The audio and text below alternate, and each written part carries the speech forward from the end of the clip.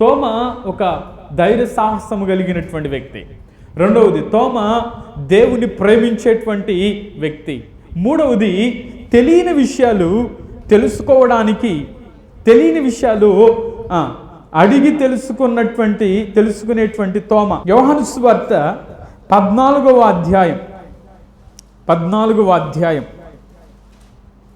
3వ వాక్యం నుంచి 5వ వాక్యంలో, ప్రభువా ఎక్కడికి వెళ్ళుచున్నావో మాకు తెలియదే, ఆ మార్గం ఎలాగూ తెలియనని ఆయనను అడుగుతున్నాడు. ఈ మాటలో తోమా గురించి దేవుని వాక్యం నేర్పిస్తున్న మరో పాఠం ఏంటి అంటే, తెలియని విషయాలను తోమా గారు అడిగి తెలుసుకుంటా ఉన్నాడు. ఈరోజు మన జీవితాల్లో కూడా మనకు తెలియని విషయాలు అడిగి తెలుసుకోవాలి. హల్లెలూయా. ఇప్పుడు ఎవరిని అడగాలి?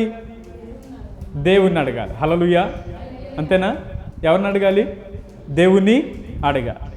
అలాగే మనకు తెలియని విషయాలు వాక్యము ద్వారా, ఒకవేళ వాక్యములో ఏదైనా డౌట్లు వచ్చినా, వాక్యాన్ని ధ్యానిస్తూ ఉన్నప్పుడు తప్పకుండా కొన్ని అర్థం కావు. అర్థం అవుతాయా? అర్థం కానప్పుడు మనం ఏం చేయాలంటే, ఒకవేళ సేవకులను అడిగైనా తెలుసుకోవచ్చు. ఆమె వాక్యాన్ని చదువుతున్నప్పుడు ఏం అర్థమవుతుంది? నేనైతే మొదటి ఆదికాండం నుంచి ప్రకటన గ్రంథం వరకు చదివినప్పుడు నాకేం అర్థం కాల. ఇది ఆదికాండం నుంచి ప్రకటన గ్రంథం వరకు ఒకసారి చదివినప్పుడు ఏం అర్థం కాల.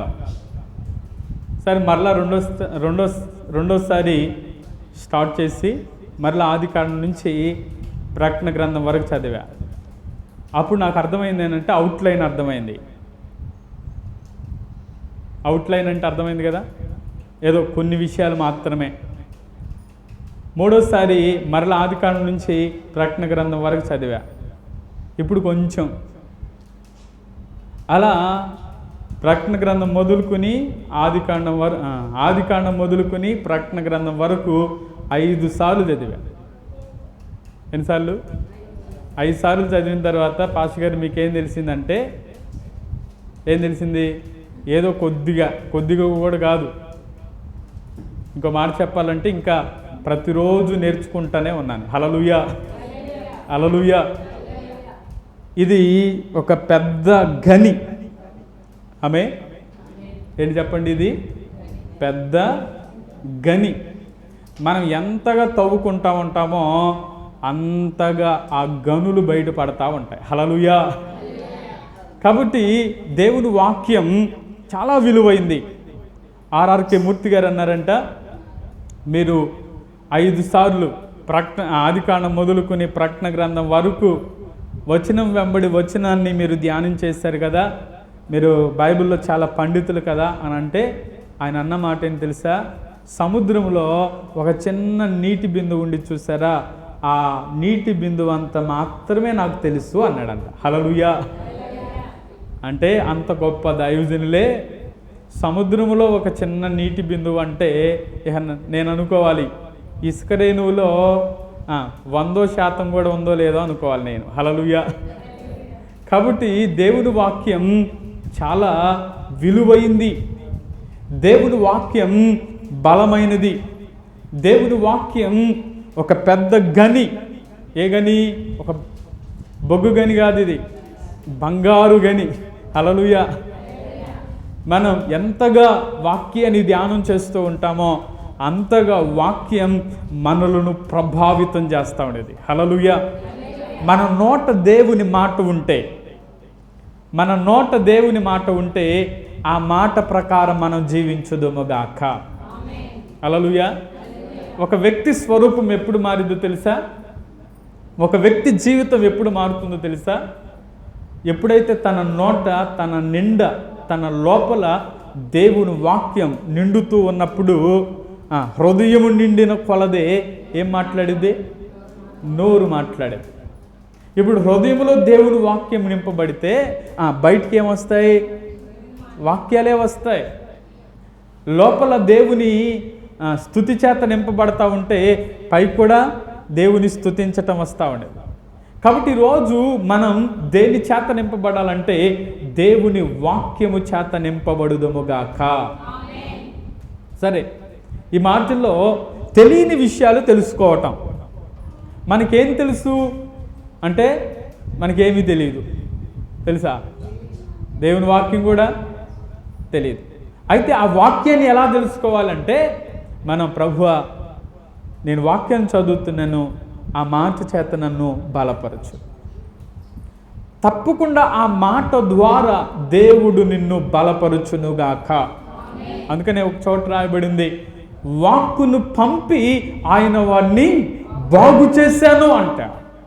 వాక్కును పంపి ఆయన ఏం చేశాడంటే బాగు చేశాడు. ఈరోజు నిన్ను బాగు చేసేదేందో తెలుసా?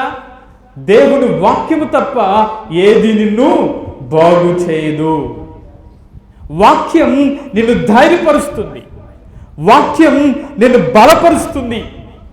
అందుకనే వాక్యమే, నీ వాక్యమే ఏమంటాడు? నీ వాక్యమే నన్ను బ్రతికిస్తుంది, లేకపోతే నా బాధలలో అదే నాకు నెమ్మది కలిగిస్తుంది అంటాడు భక్తుడు. కాబట్టి వాక్యం మనల్ని బ్రతికించేది. ఎంతోమంది వ్యక్తులను బ్రతికించింది వాక్యమే, నిన్ను నన్ను బ్రతికిస్తుంది కూడా వాక్యమే. కాబట్టి తెలియని విషయాలు మనం ఏం చేయాలంటే అడిగి తెలుసుకోవాలి. వాక్యాన్ని ఎలా చదవాలంటే ధ్యానపూర్వకంగా చదవాలి. ఒక బ్రదర్ నాకు ఫోన్ చేసి అంటూ ఉన్నారు, పాస్టర్ గారు వాక్యాన్ని అంతకుముందు అయితే ఒక 5 అధ్యాయాలు చదువుతూ ఉండేవాడిని, ఇప్పుడైతే ఒక అధ్యాయం కూడా చదవలేకపోతున్నాను అన్నాడు. ఏమన్నారు? అంతకుముందు అయితే నేను ఒక 5 అధ్యాయాలు చదువుతూ ఉండేవాడిని, ఇప్పుడైతే ఒక అధ్యాయం కూడా చదవలేకపోతున్నాను అన్నాడు. అంటే ఎంత సమయం కూర్చుంటున్నావయ్యా అన్నాను. పాస్టర్ గారు గంట సమయం కూర్చుంటున్నాను, అంతకుముందు అయితే 5 అధ్యాయాలు చదివేవాడిని, ఇప్పుడైతే అసలు ఒక అధ్యాయం చదువుతున్నాను అన్న. నేను అన్నాను, ఆ ఒక్క అధ్యాయం చాలులే నీ జీవితానికి అన్నా. ఎందుకు ఆ మాట అన్నానంటే అంతకుముందు ఏదో వాక్యం చదవాలి కాబట్టి చదివావు, ఇప్పుడు అలా చదవట్లేదు, వాక్యాన్ని ధ్యానిస్తూ చదువుతున్నావు కాబట్టి ఆ వాక్యం నీకు ఇంకా ఎక్కువ అర్థమవుతుంది అని చెప్పాను. హల్లెలూయా. ఈరోజు మనం కూడా దేవుని వాక్యాన్ని, అందుకనే ధర్మశాస్త్రమును దివారాత్రులు దాన్ని ధ్యానించేవాడు ధన్యుడు. అంటే ధ్యానపూర్వకంగా మనం ఎప్పుడైతే వాక్యాన్ని చదువుతామో ఆ వాక్యం మనకు అర్థమవునుగాక. ఇప్పుడు యేసయ్య మనం చదువుకున్న సందర్భంలో యేసయ్య ఎక్కడికి వెళితే అక్కడికి శిష్యులు వెళ్ళేవాడు. యేసయ్య ఎక్కడ కూర్చుంటే అక్కడ శిష్యులు కూర్చునేవాడు. యేసయ్య ఏ విందుకు వెళితే ఆ విందులో పాల్గొనేవాడు. యేసయ్య ఎక్కడైతే ఉన్నారో, ఎక్కడైతే తిన్నారో, ఎక్కడైతే తన ప్రయాణాన్ని కొనసాగించారో అక్కడికి ఎవరు వెళ్ళేవాళ్ళు? శిష్యులు వెళ్ళారు. మీకు బాగా అర్థమయ్యే విధంగా చెప్తాను. యేసుక్రీస్తు వారు కానాను వివాహంలోనికి వెళ్ళినప్పుడు ఎక్కడికి వెళ్ళారు? యేసయ్య పెళ్లిలోకి వెళ్ళారు. ఇప్పుడు పెళ్లిలోకి వెళ్ళినప్పుడు శిష్యులు వెళ్ళారా వెళ్ళలేదా? వెళ్ళారు కదా. ఇప్పుడు ఆ శిష్యులు ఆయనతోనే ఉన్నారు. ఇప్పుడు పక్షవాయువు కలిగినటువంటి ఒక వ్యక్తిని స్వస్థపరచడానికి 9 మోసుకొచ్చారు. ఆ మోసుకొచ్చినప్పుడు శిష్యులు ఎక్కడ ఉన్నారు? యేసయ్య పక్కనే ఉన్నారు. ఇలా మనం చెప్పుకుంటే అన్ని సందర్భాల్లో యేసుక్రీస్తు వారితోనే ఉన్నారు, యేసుక్రీస్తు వారితోనే తిన్నారు, యేసుక్రీస్తు వారితోనే తమ సమయాన్నంతా గడుపుతూ ఉన్నారు. ఒకరోజు యేసయ్య అన్నాడు, మీ హృదయాలు కలవరపడనీయొద్దు, ఇదిగో నేను వెళ్ళి నా తండ్రి ఇంట అనేక నివాసాలు ఉన్నాయి, నేను వెళ్ళి స్థలం సిద్ధపరిచి నేను మరలా వస్తాను, మిమ్మల్ని తీసుకువెళ్తాను అన్నాడు. ఇప్పుడు ఆ మాట అనగానే తోమా గారు అంటాడు, ప్రభువా అసలు ఎక్కడికి వెళ్తున్నావు? ముందు మాతో చెప్పు. అసలు ఆ తండ్రి లేడుంది, అసలు పిలుపు అన్నట్టేమో అసలు తండ్రి ఇల్లు ఏడ ఉంది అన్నాడు పిలుపు. ఈయన అంటాడు అసలు నువ్వు ఏడకి వెళ్తున్నావు చెప్పు, అడ్రస్ చెప్పెళ్ళు. ఏమన్నాడు చెప్పండి? అర్థమైందా? ఇప్పుడు తోమా గారి యొక్క ఆలోచన ఏంటంటే అసలు నువ్వు ఏడకి వెళ్తున్నావో అడ్రస్ చెప్పి వెళ్ళాలి, అంతే. నువ్వు అడ్రస్ చెప్పకుండా వెళ్ళొద్దు, ఇది అసలు ఉద్దేశం. ఇప్పుడు అడ్రస్ ఉందనుకోండి, మనం ప్రపంచంలో ఎక్కడికైనా వెళ్ళి రాగలం. ఆమె అవునా? అమెరికాలో ఉన్న అడ్రస్సు ఏదో ఫ్లైట్ పట్టుకుని ఆ కాగితం మొక్క పట్టుకుని మనం తిరిగి అయ్యా ఇదయ్యా అని అడుక్కుంటా వెళ్తాం. అలా కాకుండా ఈయనేమంటున్నాడు, ముందేం చెప్పలా, యేసయ్య కూడా ఏం చెప్పలా, ఇదిగో నా తండ్రి ఇంట అనేక నివాసాలు ఉన్నాయ్యా, నేను అక్కడికి వెళ్ళి మీకోసం కూడా స్థలం సిద్ధపరుస్తా, మరలా నేను వస్తా, మిమ్మల్ని తీసుకెళ్తా. ఇప్పుడు దాని భావం ఆలోచించండి. ఇప్పుడు అడ్రస్ లేకుండా ఎక్కడికి వెళ్ళిపోతాడో, అంతే కదా? ఆలోచించండి. ఇప్పుడు అడ్రస్ లేకుండా ఓహో తండ్రి ఇల్లు ఉంది కావాలి, ఈయనకే ఇంకక్కడేమన్నా తండ్రి ఇల్లు ఉందేమో అనుకున్నారేమో. ఇక వెంటనే యేసయ్య అన్నాడు, నేను మీకు చెప్పకుండా వెళ్ళను కానీ, ఆయన అంటాడు, నేనే మార్గము, నేనే సత్యము, నేనే జీవము, నా ద్వారా తప్ప తండ్రి యొద్దకు ఎవడు రాడు అని చెప్పాడు. దేవుని స్తోత్రం, హల్లెలూయా. ఇప్పుడు ఈ మాటలో యేసయ్య అడ్రస్ చెప్పారా చెప్పలేదా? హల్లెలూయా. చెప్పారా? ఏంటి అడ్రస్? నేనే మార్గం, నేనే సత్యం, నేనే జీవం. ఏంటి ఆ మార్గం? ఆయన చెప్పిన ఆ మార్గం ఏంటి? గమ్యం చేరడానికి, ఒక మందిరాన్ని రావడానికి ఎన్ని దారులు ఉన్నాయి చెప్పండి? చెప్పాలి. ఇప్పుడు మందిరానికి, ఈ మందిరాన్ని రావడానికి ఎన్ని దారులు ఉన్నాయి? 4-5 దారులు. అంటే ఇదిగో ఇటు నుంచి తిరిగి వచ్చినా రావచ్చు, లేకపోతే ఇటు నుంచి వచ్చినా రావచ్చు, ఇంకా అటు నుంచి తిరిగి వచ్చినా అంటే ఒక అడ్రస్ను పట్టుకోవడానికి దారులు ఎన్నో ఉండొచ్చు, కానీ పరలోకానికి మాత్రం నేనే మార్గము. హల్లెలూయా. ఎక్కడికి మార్గం? పరలోకానికి వెళ్ళాలి అంటే నేనే మార్గం. అందుకనే ఆయన అంటాడు, మార్గాలు 2 ఉన్నాయి, ఒకటేమో ఇరుకు మార్గం, రెండవదేమో విశాలమైన మార్గం. అయితే ఇరుకు మార్గములో ప్రవేశించడానికి మీరేం చేయాలో తెలుసా? పోరాడాలి.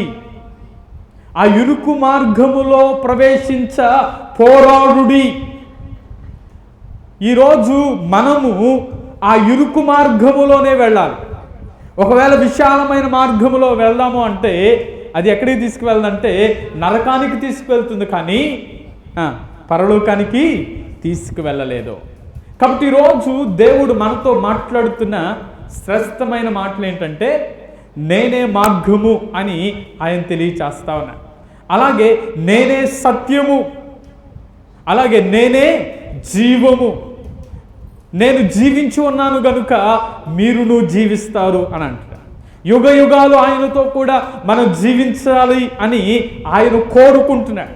అందుకనే నా తండ్రి ఇంట అనేక నివాసాలు ఉన్నాయి. ఆ నివాసాలు నేనేం చేస్తున్నానంటే నేను వెళ్ళి స్థలాన్ని సిద్ధపరుస్తాను.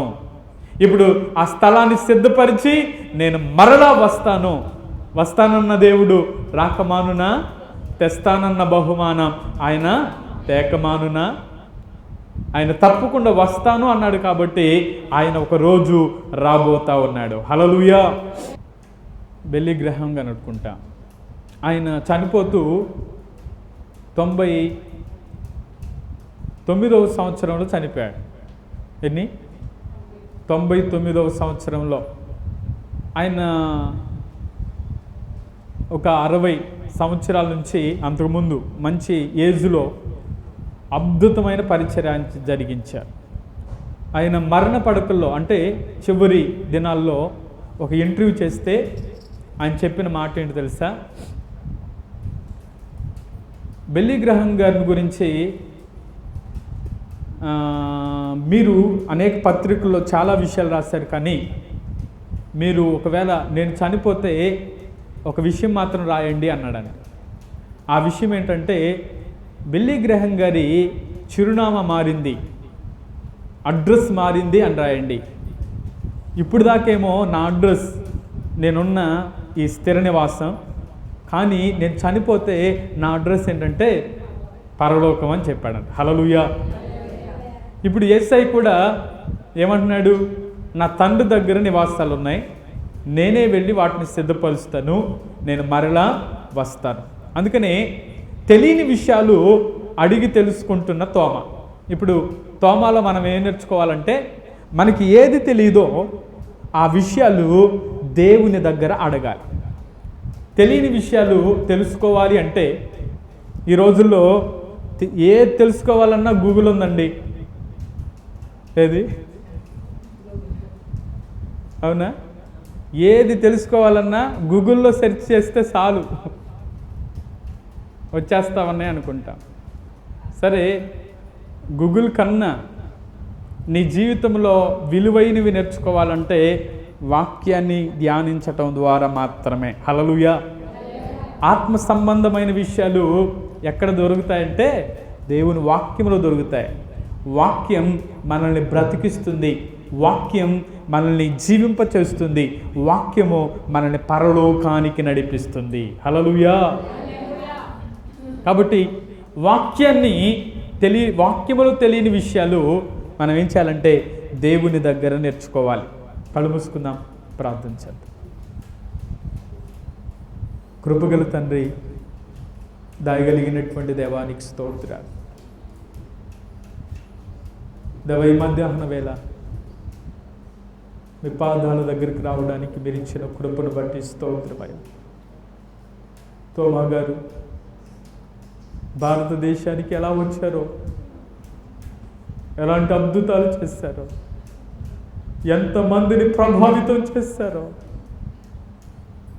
ఈరోజు మా ప్రాంతంలో ఈ సువార్తను మేము ప్రకటించుకుంటున్నాము అంటే, ఆనాడు తోమా గారిని మీరు ఇండియాకి పంపించి ఉండకపోతే మేము నశించిపోయేవారు, మేము దేవుని ఎరుగకు ఉండేవారు, నిజరక్షకుని తెలుసుకోలేనిటువంటి స్థితిలోనే ఉండేవారు. మా దేశం కోసం, మా ప్రాంతం కోసం కొంతైనా భారం కలిగి మేము ముందుకు వెళ్ళాలని మీరు మాతో మాట్లాడుతున్నందుకై స్తోత్రం. ఆ మార్గం ఏంటో, ఆ అడ్రస్ ఏంటో అవును మాకు తెలిసింది ప్రభువా. ఆ మార్గంలో మేము నడుస్తూ మరి కొంతమంది నడిపించడానికి సహాయం చేయండి. ఈ సమయంలో వాక్యమైన బిడ్డలు తోమా గారి వలె ధైర్యం కలిగి ఉండడానికి, నిన్ను ప్రేమించేవారిగా తెలియని విషయాలు తెలుసుకుంటూ విశ్వాసముతో జీవిస్తూ నీ రాజ్యము కొరకు సిద్ధపడేవారిగా సమకూర్చి సిద్ధపరచమని ప్రార్థిస్తూ మీ బలమైన హస్తము తోడుగా ఉంచి నడిపించమని, మీ బిడ్డలందరినీ బలపరచమని, మీ మాటల చేత తృప్తిపరిచే సహాయం చేయమని యేసు నామములో అడుగుతున్నాము తండ్రి.